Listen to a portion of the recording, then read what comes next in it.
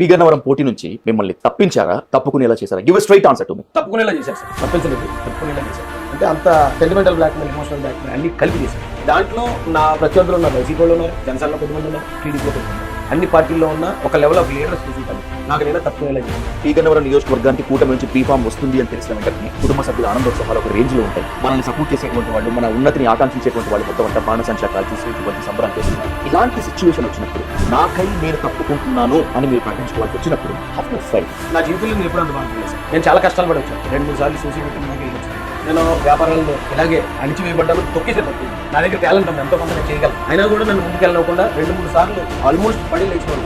అయితే ఇలాంటి ఎప్పుడు కూడా నేను అంత బాధపడలేదు సార్. టికెట్ వచ్చిన తర్వాత, నేను ఎక్స్పెక్ట్ చేయని టికెట్ వచ్చిన తర్వాత దాన్ని నా చేతుల ద్వారా నేనే వదులుకోవాల్సి రావడం. ఎప్పుడైతే నేను వదులుకున్నానో నా ప్రత్యర్థులకి నేను ఒక ఐటమ్ అయిపోయాను, ఒక హేళన వస్తువు అయిపోయింది. వాళ్ళు చేసే హేళనకి ఇక నేను ఆల్మోస్ట్ చచ్చిపోయాను సార్. నేనైతే రాజేష్ అని కూడా చచ్చిపోయాడు. బయటికి వెళ్ళడానికి సిగ్గుపడ్డాను సార్.